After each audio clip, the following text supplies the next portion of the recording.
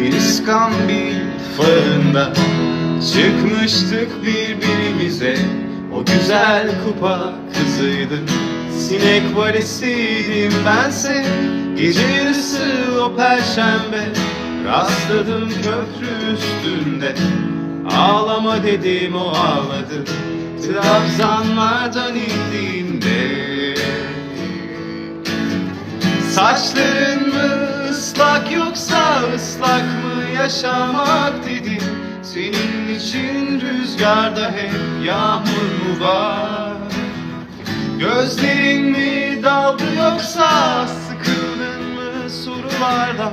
Hiç geçmez mi gözlerinden bu sonbahar? Birkaç tanesi o kondilimin ucuna, birkaç tanesi eli ağzımda, bir kar tanesi.